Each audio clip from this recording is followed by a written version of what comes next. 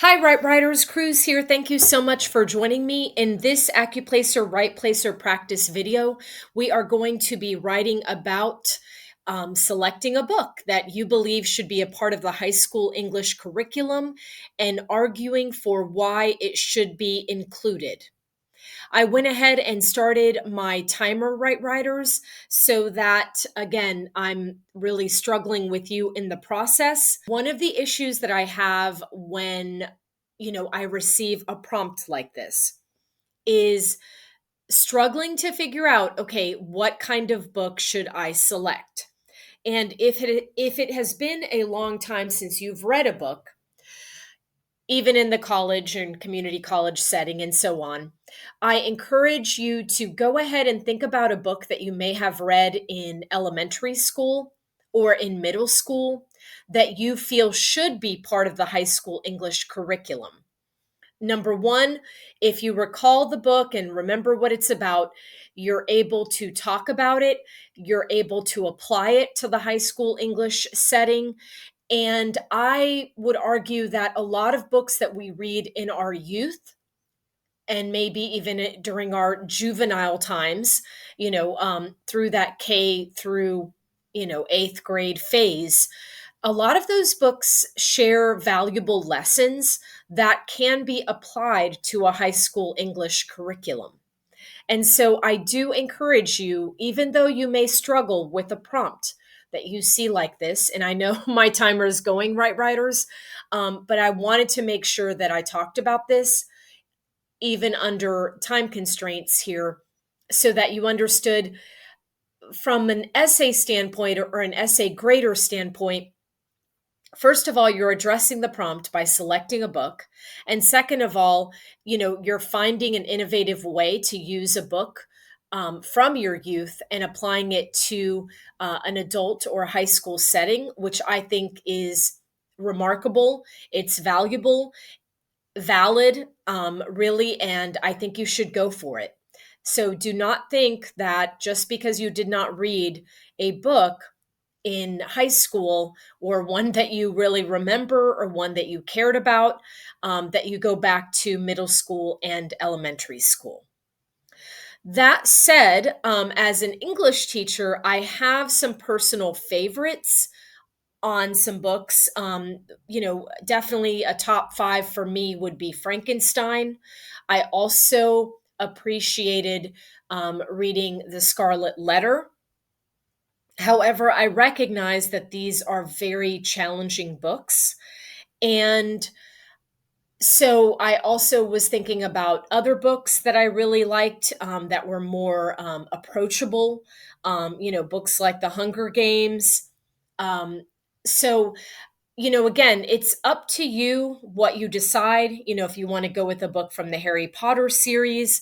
But I do suggest that you select a book that, again, intimately and that you can speak about it in a way that um, shows the reader that you know what you're talking about, that you did read the book, and you are aware of the topic. So you don't want to pick a book that you really haven't read and you do not remember character names, because then you're going to find yourself struggling, Right Writers, in trying to figure out what to say. So I'm going to go ahead with 26 minutes and 13 seconds remaining, Right Writers. Really pushing myself here. Not sure if I'm going to hit the 300, but we will see. I'm going to go ahead and pick Mary Shelley's Frankenstein. Ooh, another one. Side note: The Outsiders, by S.E. Hinton. I know a lot of students who have read The Outsiders, and that is also, an amazing book to reread again, even at the high school level. But I'm going with Frankenstein. So here we go. Um, let's see how to begin here. I know how to begin. I will begin with the prompt. My usual.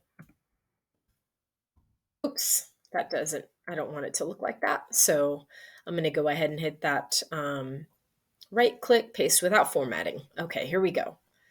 So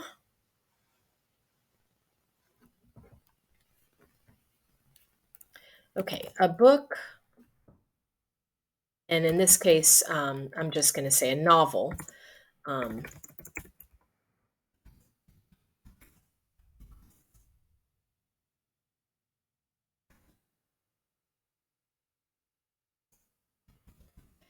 I was thinking about Their Eyes Were Watching God as well by Zora Neale Hurston, which is another favorite of mine. So that's sort of that novel is definitely in my, top five.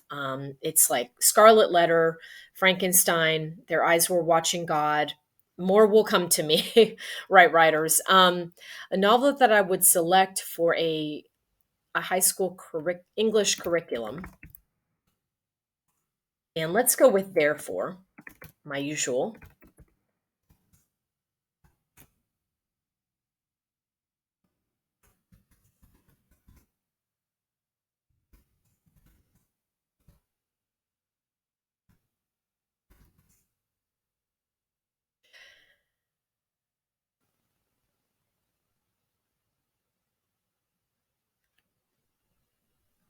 And I could even say something like this, maybe because it doesn't really say you believe should be part of the curriculum. So a book being a part of it to me also means that you can take pieces of it. You don't necessarily have to take the whole thing. So therefore, a novel that I would select for a high school English curriculum would include excerpts from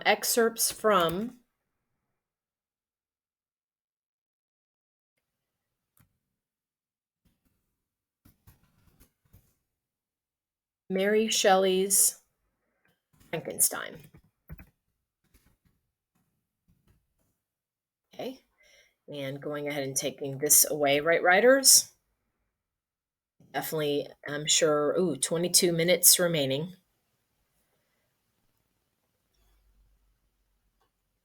And we want to make sure underlining, in this case, a novel.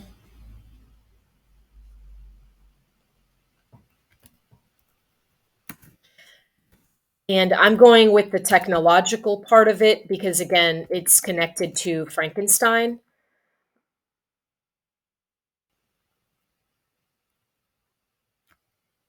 We are bombarded with, let's think about this for a minute. We are bombarded on a daily basis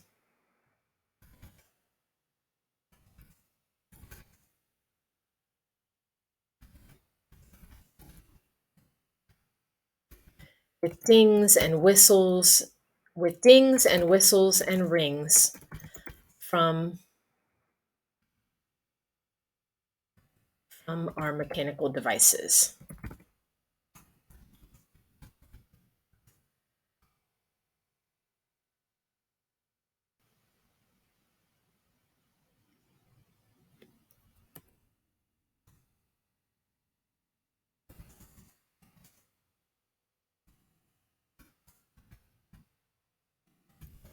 It sometimes feels as if we are in a constant state of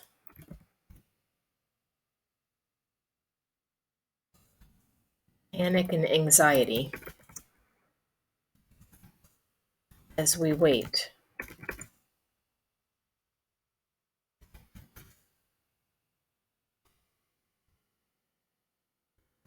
It also feels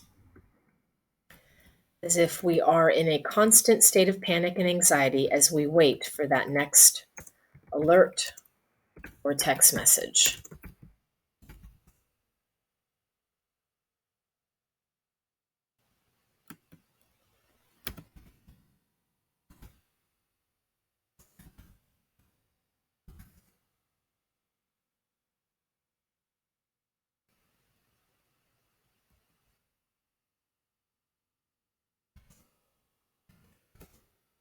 So I was thinking about classic works or works that, talk about, discuss the issues of, technology, of almost fire, if you will, connects to Frankenstein here. So just thinking about how to go on with it. 20 minutes remaining, right, writers. We are bombarded on a daily basis with dings and whistles and rings from our mechanical devices. It also feels as if we are in a constant state. It is as if. It is as if we are in a constant state of panic and anxiety as we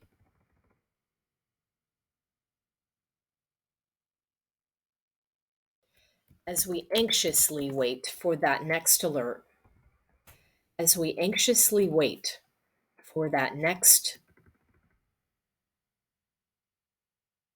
alert, for that next alert, that next text message.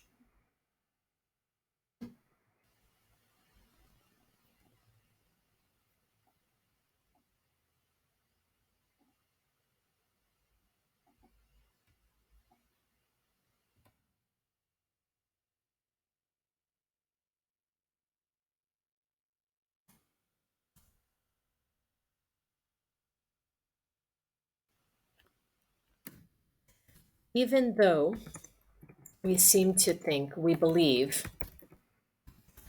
that what we are experiencing,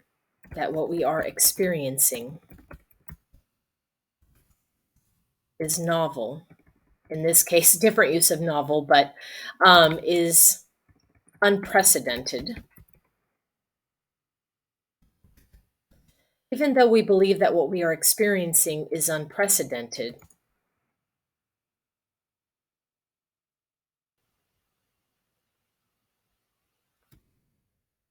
classic works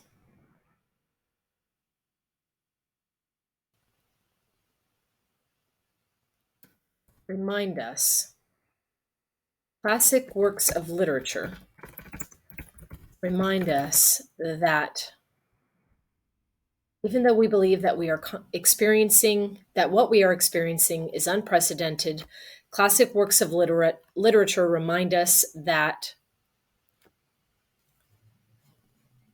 17 minutes remaining, right, writers?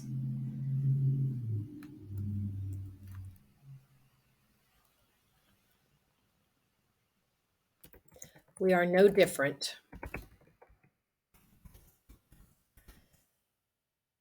from our predecessors.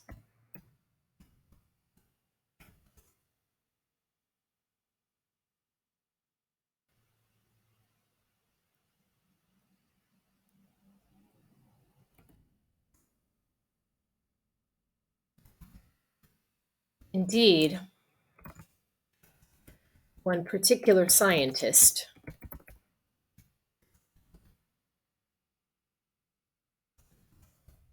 or inventor slash scientist, we can just say both maybe. Indeed, one particular inventor scientist, one particular inventor and scientist who comes to mind. Now, here's where I think it's just Victor with the CTOR. I'm sort of remembering the TOR, but I'm going with the VICTOR. So this is one where, it's referring to Victor Frankenstein. So we'll see how it goes. Indeed, one particular inventor and scientist who comes to mind. Oh, I think I'll change that. Indeed, one particular inventor and scientist who comes to mind finds himself in that very predicament.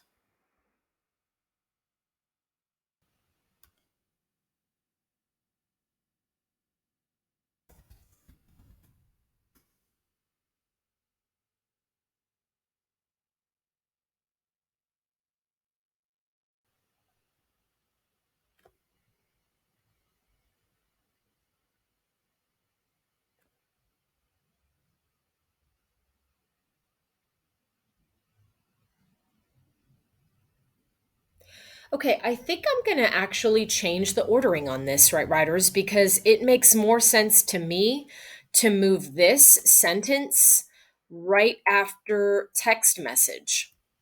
So I'm going to take that out and move it. And this is kind of something I don't think I've ever really done, um, at least as of late. So as we wink anxiously, wankshiously, that's interesting.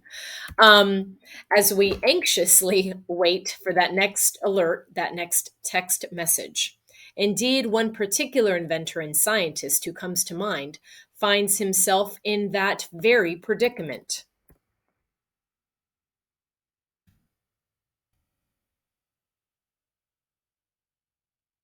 I think same sounds better, more conversational.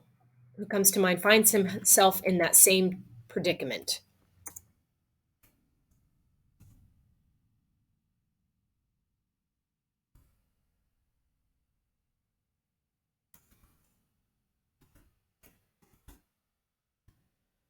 Or Victor Frankenstein, for he.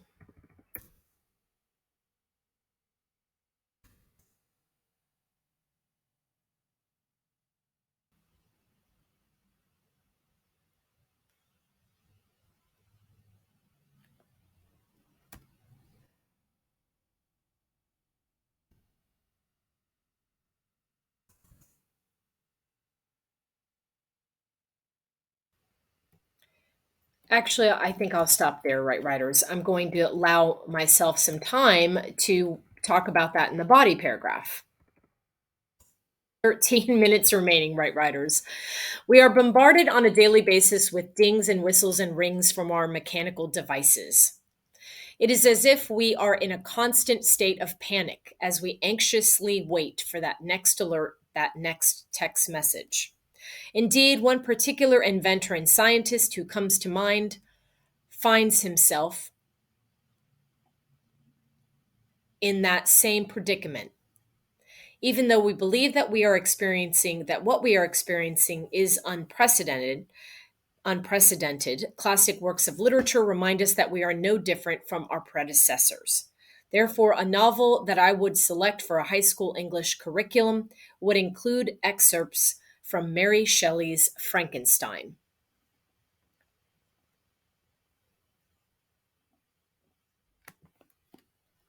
And I think I'm going to say something like anxiety driven predicament.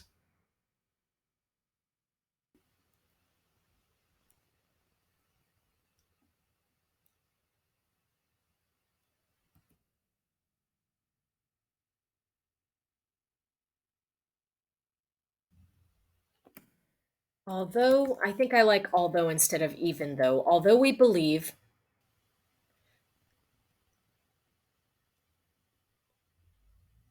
that what we are experiencing is unprecedented, classic characters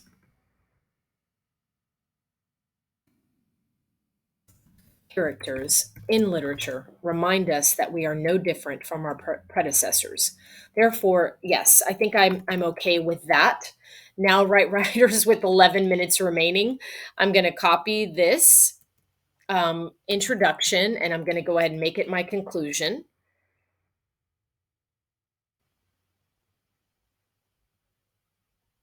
I'm going to borrow those last two sentences, place them at the front end, delete them at the back end.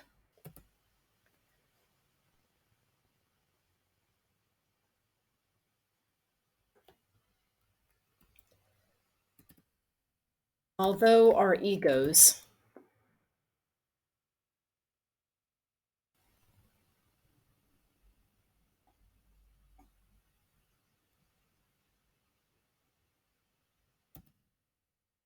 deceive us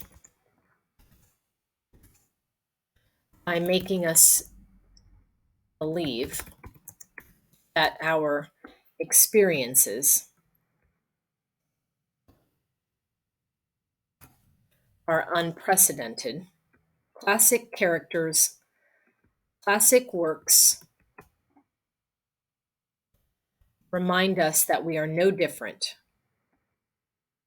from our predecessors. Therefore, hence why a novel Hence, why a novel that I would select, or why a novel such as Mary Shelley's Frankenstein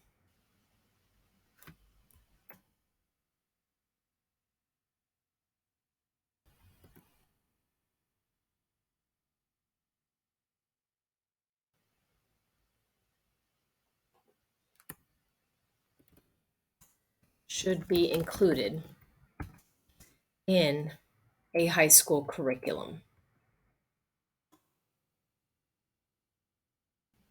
Okay. And I think I will stop it there. 9 minutes remaining, right, writers. Although our egos deceive us by making us believe that our experiences are unprecedented, classic works remind us that we are no different from our predecessors. Hence, why a novel, such as Mary Shelley's Frankenstein, why excerpts from a novel, such as,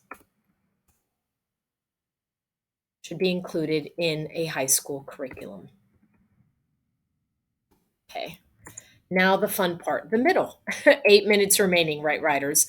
I do have quite a bulky introduction and a short conclusion, but at the end of the day, I'm going to go ahead and minimize this, right, writers. It's really about the content that you have in the essay. So, Victor Frankenstein.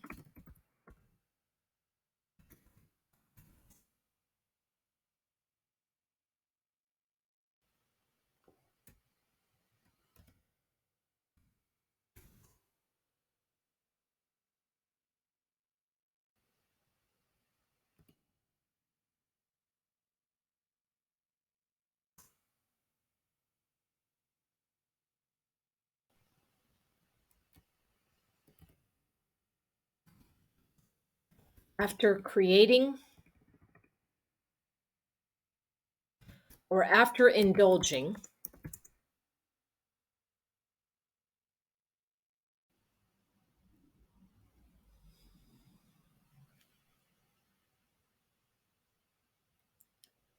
I was thinking after indulging his wits or after indulging um,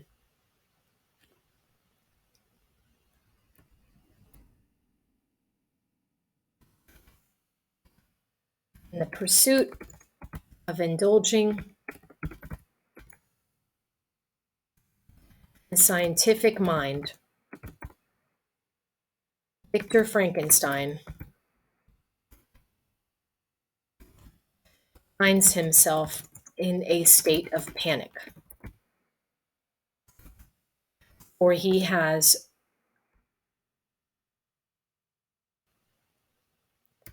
birthed a creature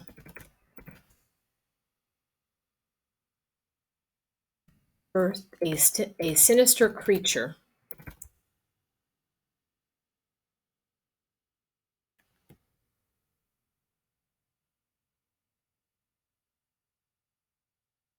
who is eager to destroy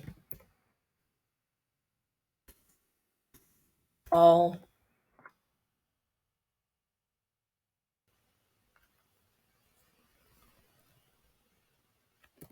people and things precious to his creator. Let me review that, right, writers, because I want to make sure, the creature is also male, and so I want to make sure that the reader does not get confused. In the pursuit of indulging his scientific mind, Victor Frankenstein finds himself in a state of panic, for he has birthed a sinister creature who is eager to destroy all people and things precious to his creator.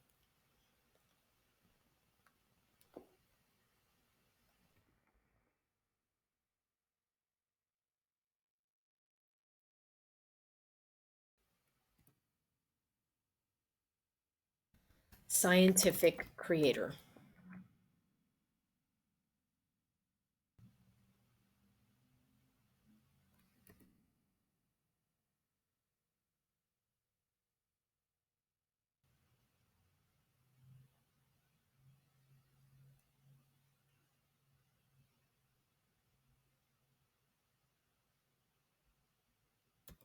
I think I'll just leave it at that, right, writers? 4 minutes remaining. Who is eager to destroy all people and things precious to his creator.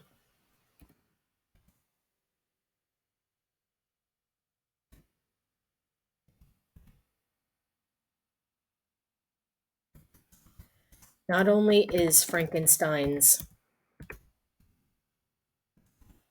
village at stake,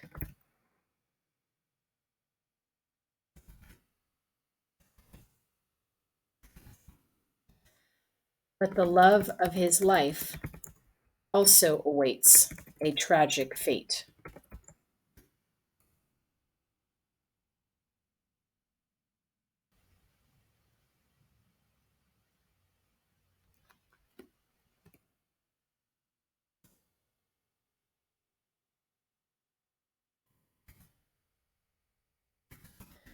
Throughout the novel,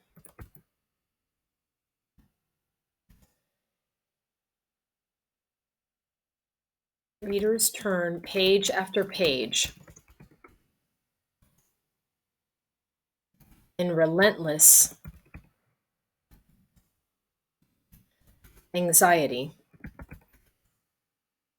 Throughout the novel, readers turn page after page in relentless anxiety.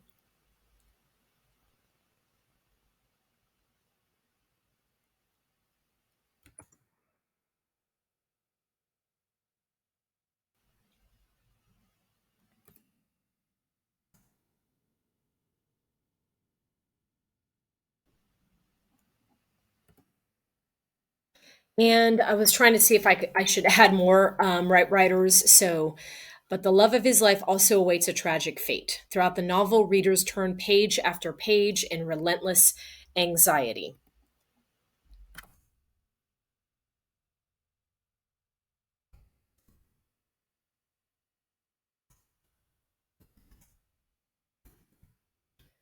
Because Frankenstein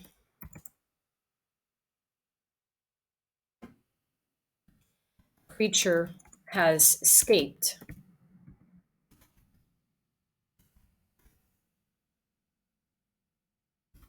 and both the character and the reader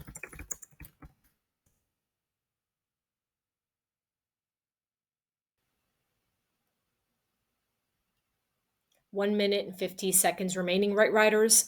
Readers turn page after page in relentless anxiety because Frankenstein's creature has escaped, and both the character and the reader do not know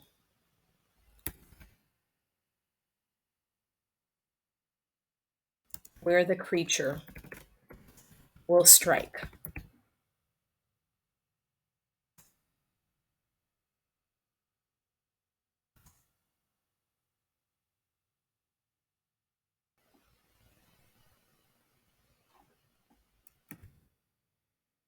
Similar to the experience. 1 minute remaining, right, writers? I'm trying to bring it back to the phones.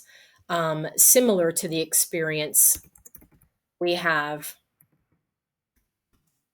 awaiting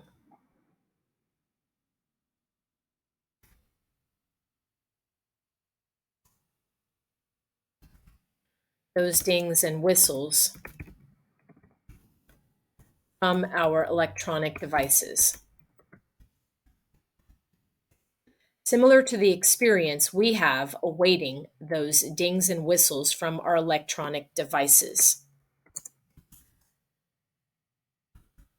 Like Frankenstein, 25 seconds remaining, right, writers.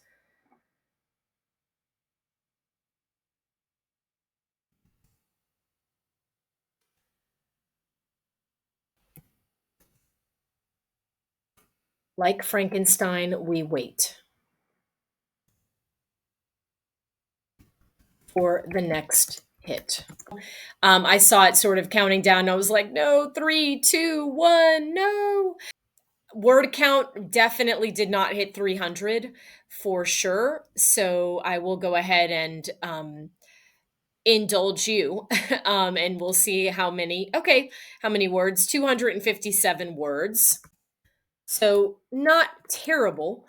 However, again, in these sorts of situations, I thought it was important to immediately um, start the timer and deliberate with you what novels or what books I was considering and having that discussion with you. Because sometimes you may be hit with this kind of, and I am sorry if you do. I encourage you, take the Accuplacer Right Placer and then go ahead and sign up for the next one because sometimes I feel like it's unfair when you end up with a prompt like this, and it's unfair when it's your first prompt that you end up being exposed to on the Accuplacer Right Placer.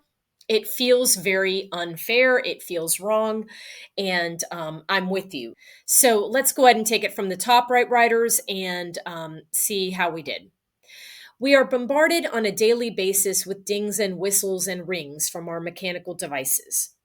It is as if we are in a constant state of panic as we anxiously wait for that next alert, that next text message.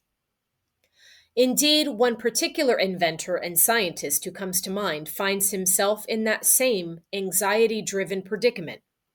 Although we believe that what we are experiencing is unprecedented, classic characters in literature remind us that we are no different from our predecessors. Therefore, a novel that I would select for a high school English curriculum would include excerpts from Mary Shelley's Frankenstein. Mechanical doesn't really bother me. Some of you may argue, Cruz, you really should have said electronic devices, but it's implied with the dings and whistles and rings. And maybe I should have said, from our technological devices. So I could have gone that route, but it seems that this paragraph is rich in word choice. If I had to say, well, two compliments on this introduction, besides the fact that it is quite bulky, is the word choice and my sentence structure. There's something quite formal in also my tone that I think is attractive or would be attractive to a reader and or to an AI who may in fact be grading this. I'm going to go ahead and move on to the next paragraph, the body paragraph. So those are some things that I appreciate about my introduction. Let's move on to our body paragraph. In the pursuit of indulging his scientific mind, Victor Frankenstein finds himself in a state of panic, for he has birthed a sinister creature who is eager to destroy all people and things precious to his creator. Not only is Frankenstein's village at stake, but the love of his life also awaits a tragic fate. Throughout the novel, readers turn page after page in relentless anxiety because Frankenstein's creature has escaped, and both the character and the reader do not know where the creature will strike. Similar to the experience we have awaiting those dings and whistles from our electronic devices. Like Frankenstein, we wait for the next hit. Okay, so I like, again, the formal structure. I feel as if that formal structure starts to disappear at the end, especially when I say we wait for the next hit. I think it works because of what I'm talking about, but I think I lose a little bit of that formality, which one could argue, it might result as a distraction for the reader, or it might result in me losing points based on that change in tone. All right, let's go ahead and move on to our conclusion, right, writers? Although our egos deceive us by making us believe that our experiences are unprecedented, classic works remind us that we are no different from our predecessors. Hence, why excerpts from a novel such as Mary Shelley's Frankenstein should be included in a high school English curriculum. Not that great, right, writers. It's too brief. I could have brought in an opportunity to bring up the connection again of the anxiety that Victor Frankenstein experiences in the novel and the anxiety we experience with our techie devices or our electronic devices. However, I failed to do that. And again, part of that, right, writers, was connected to the time running out. I almost would have wished that the introduction and conclusion would be flipped, because I always remind students that the conclusion is the last thing the reader remembers. And so sometimes if your conclusion is lacking, again, you might see further point deductions because of that. And so I'm a bit disappointed in myself with that result, but you just have to go with it. And, that's just how things play out sometimes, right, writers? And so hopefully, again, this essay video was more about watching me experience the struggle with you. And I hope that it prepares you for these kinds of prompts where you're just like, oh my gosh, my mind is blank. I don't know what to write about. So stay calm, immediately go back to something that you read in elementary school or in middle school that has stayed with you even as a young adult, and go for it. Make that book the essay, the focus of your essay when you receive a prompt such as the one we received today. All right. With that said, right, writers, I hope you enjoy the rest of your week. I will see you next Tuesday. Thank you so much for subscribing and for recommending this channel to others who may also struggle with the writing process. Take care, right, writers. Love you guys. Bye bye.